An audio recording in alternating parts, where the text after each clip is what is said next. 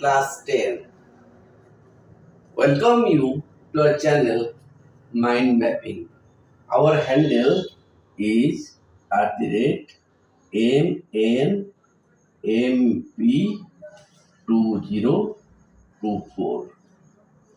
Okay.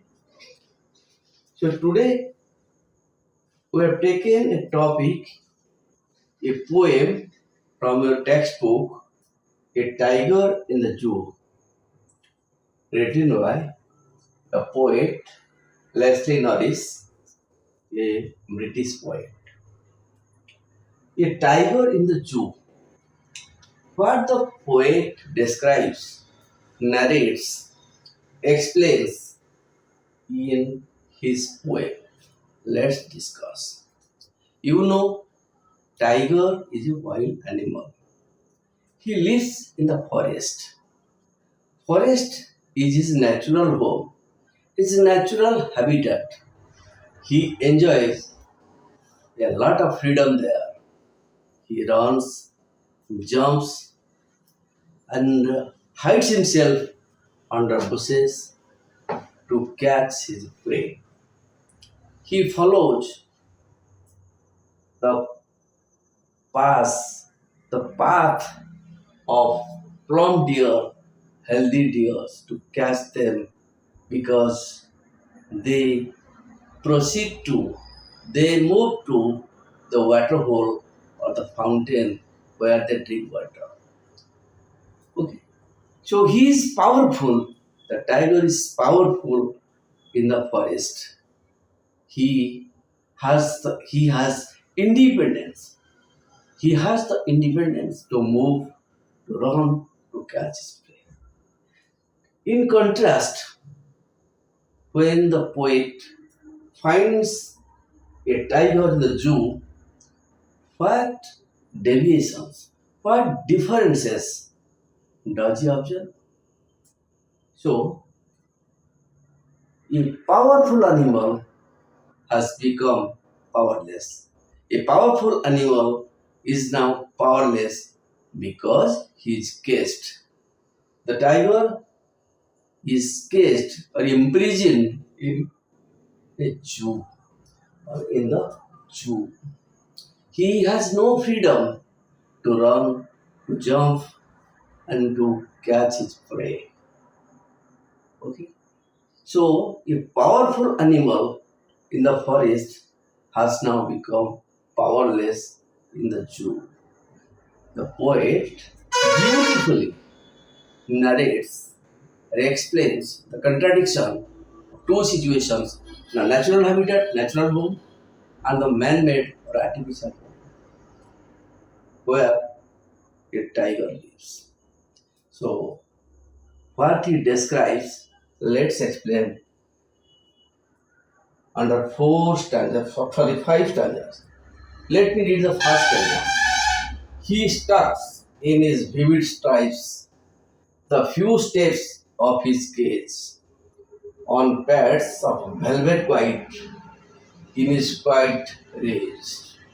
So let me explain.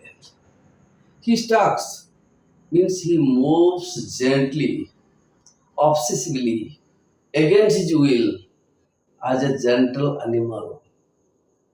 And the poet finds brilliant color stripes on his body, like the color stripes that you see on my t-shirt. So there are vivid, bright color stripes on his body, but the tiger moves or walks or makes steps gently, slowly, against his will because he has no freedom. He has lost his freedom. He is caged. The few steps of his cage. So the space in the cage, the zoo is limited. He has no space, adequate space to move, to run, or to jump, or to move as he does in the forest. On pads of velvet white. His pads means his paws of velvet white means makes no sound because he walks gently, silently, quietly because of limited space and he is imprisoned his guest.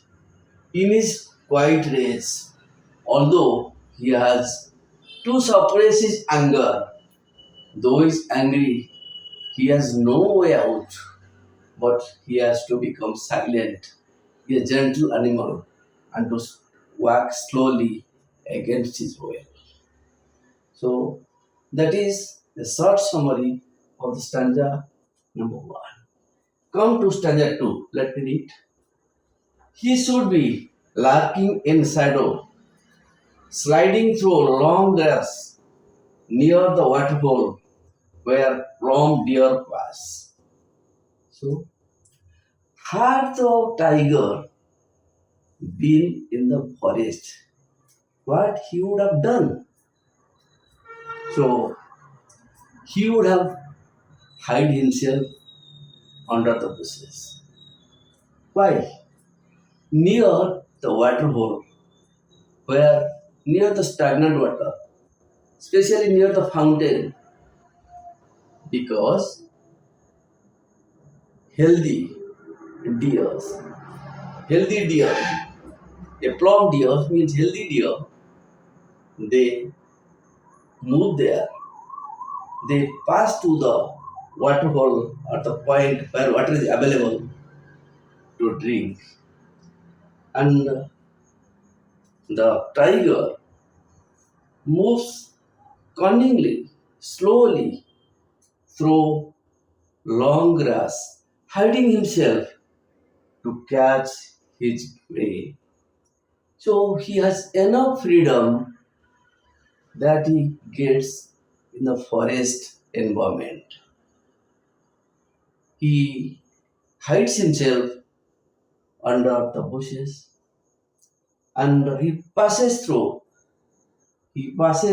long grass so that the deer they can see the tiger that follows them. So he catches a deer, healthy deer, as his prey. Okay. So this is all about the stanza 2. The stanza 3, let me read.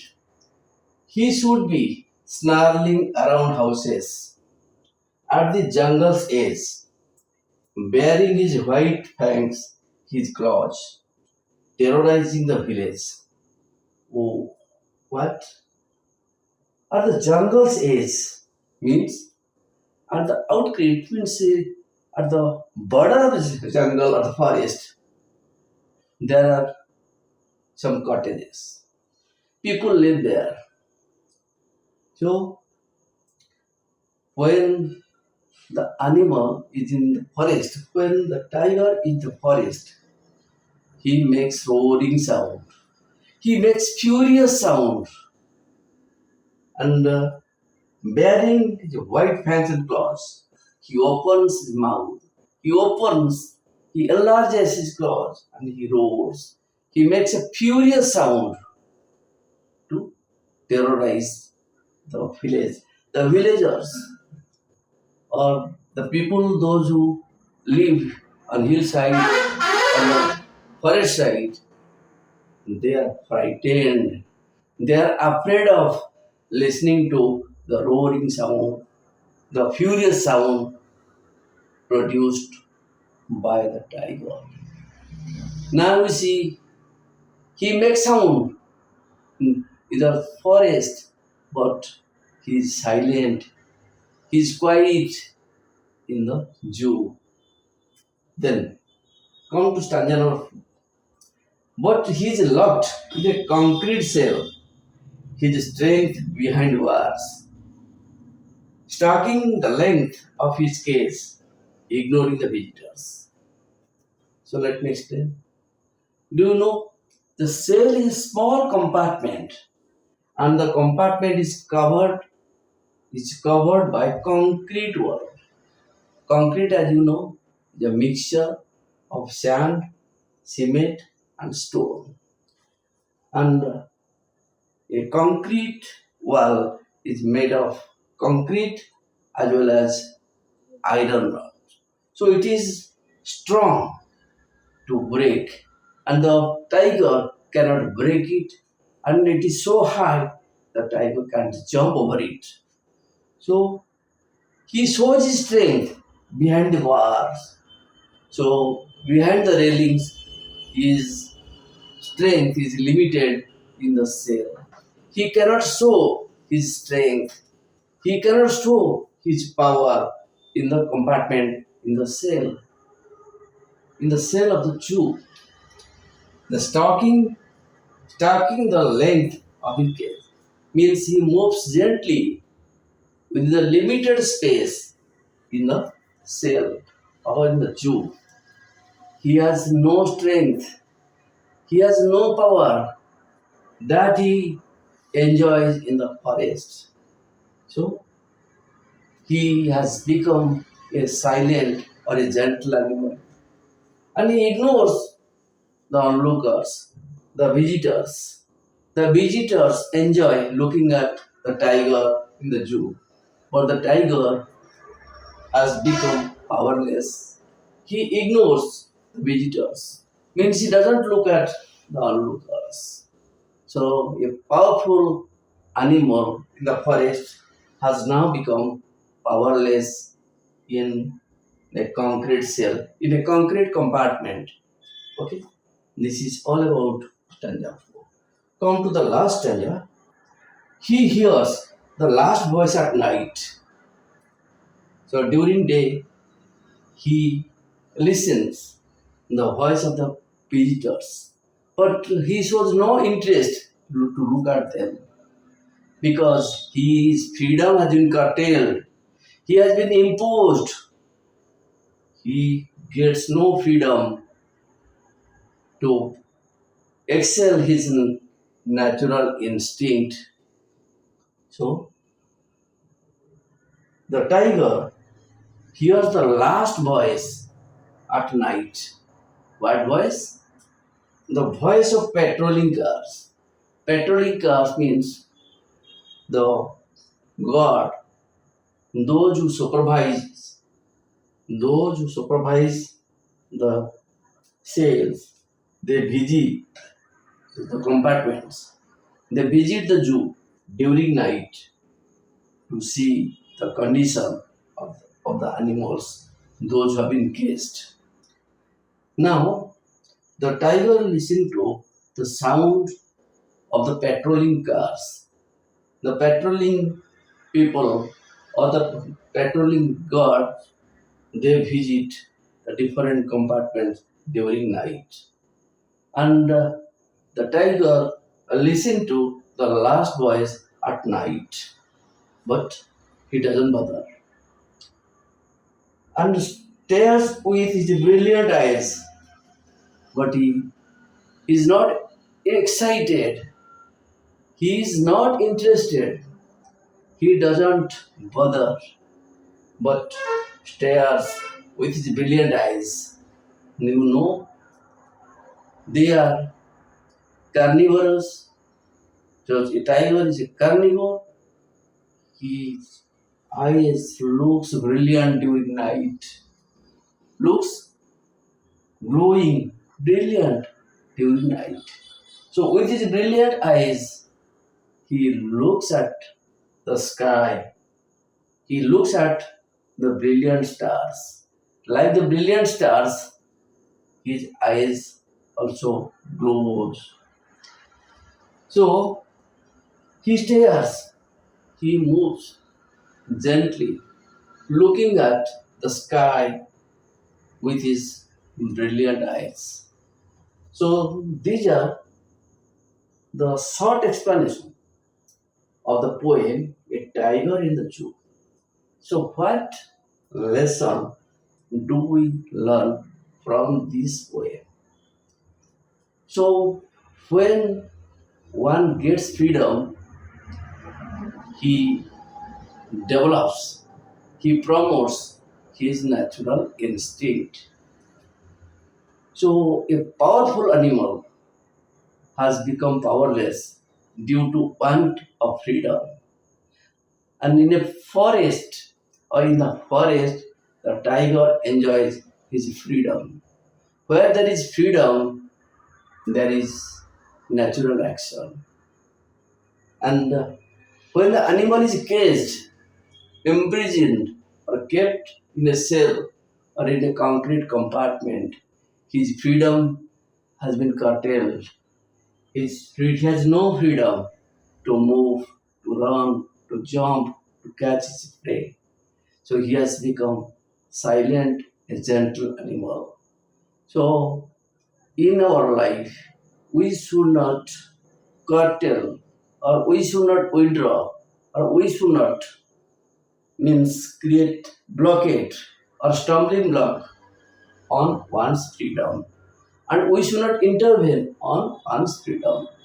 So in a free atmosphere, when where there is freedom, there is a way to promote one's innate abilities, internal instinct, so that one can excel in his action and activities.